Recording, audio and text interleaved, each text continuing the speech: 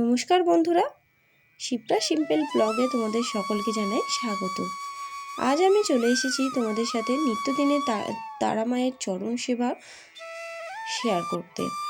আমি কিভাবে নিত্যদিন, বিশেষ করে শনিবার মঙ্গলবার আমি কিভাবে মা তারার চরণ সেবা করি সেই পদ্ধতিটাই আমি তোমাদের সাথে শেয়ার করতে এসেছি। এবং আমি আমার বাড়ির মা কালীর যে মূর্তিটা রয়েছে সেটা কীরকমভাবে পুজো করি সেই পদ্ধতি শেয়ার করতে এসেছি।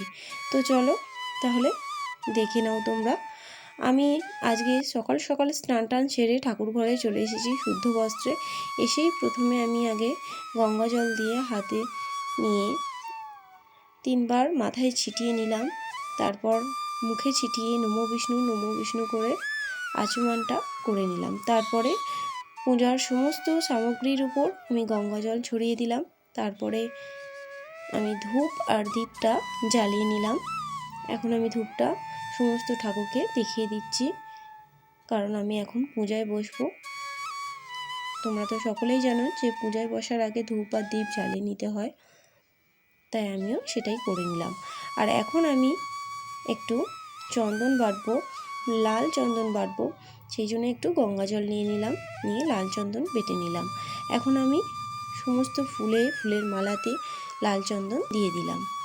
আর এখন আমি একটা শুকনো কাপড়ের মধ্যে একটু অগরু নিচ্ছি, অগরু নিয়ে একটু গঙ্গা জল নিয়ে নিচ্ছি, দেখতেই পাচ্ছ। এখন আমি আমাদের বাড়িতে যে মায়ের মূর্তিটা রয়েছে, মায়ের মূর্তিটা একটু ভালো করে পরিষ্কার করব, সেই জন্য ওটা দিয়ে আমি ভালো করে পরিষ্কার করে নিচ্ছি। দেখতেই পাচ্ছ মুখটা পরিষ্কার হয়ে গিয়েছে। আর মায়ের পুজো করব আর বাবার পুজো করব না তা কখনো হয়? তাই বাবাকে এখন স্নান করিয়ে দিচ্ছি। প্রথমে কাঁচা দুধ দিয়ে তারপরে গঙ্গা জল দিয়ে বাবার স্নানটা করিয়ে নিলাম। তারপরে মায়ের চরণটা নিয়ে এখন ঘি মাখিয়ে নিচ্ছি মায়ের চরণটাতে, দেখতেই পেলে। এখন এবার একটু মধু মাখিয়ে নিচ্ছি মায়ের চরণে। এরকম একটা বড়ই পাত্র নিয়েছি, আমার কাছে সেরকম ছোট পাত্র ছিল না বলে। আর এখন একটু কাঁচা দুধ দিয়ে দিলাম। এরপর আমি একটু আলতা ঢেলে দিলাম মায়ের চরণে। আর এখন একটু গঙ্গা জলের মধ্যে একটু অগরু দিয়ে দিলাম। এই গঙ্গা জলটা আমি মায়ের চরণে দিয়ে দেব। দেখতেই পাচ্ছ মায়ের চরণে আমি এই গঙ্গা জলটা দিয়ে দিলাম। এখন আমি মায়ের চরণটা পাদুকা যুগল যে পাত্রের মধ্যে ছিল সেই পাত্রটাকেও ভালো করে ঘি মধু মাখিয়ে নিয়ে গঙ্গা জল দিয়ে পরিষ্কার করে নিয়েছি, সেটা আমি মুছে নিলাম।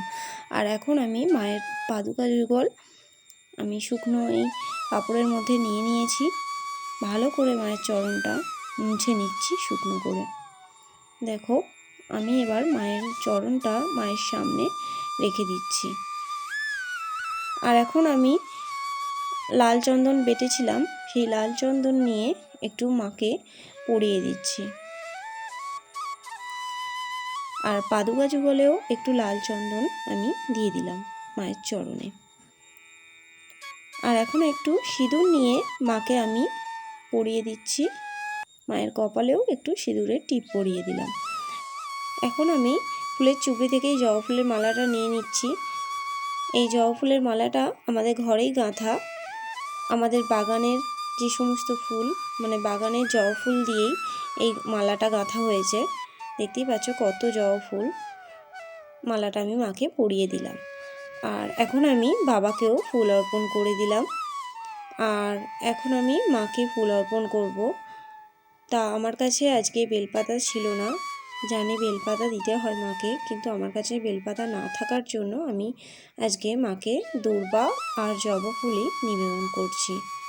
লাল চন্দন দিয়ে দূর্বা আর জবা ফুল মাকে নিবেদন করলাম।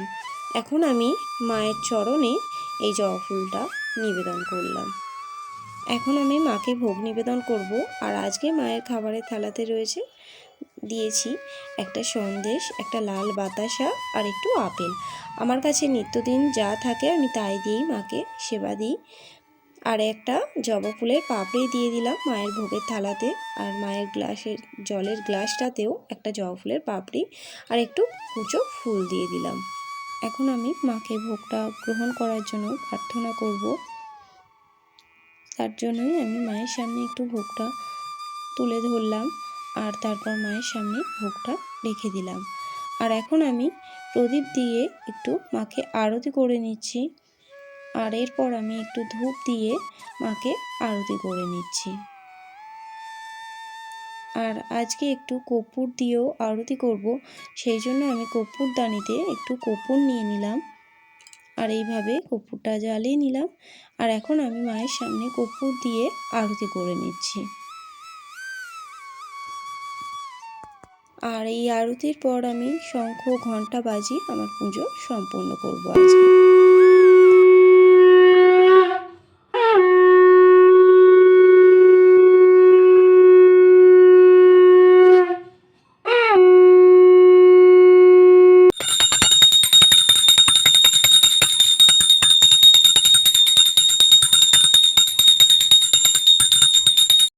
তো এখন আমার পুজো সম্পূর্ণ হয়েছে, তাই আমি মাকে এখন প্রণাম করে নিলাম।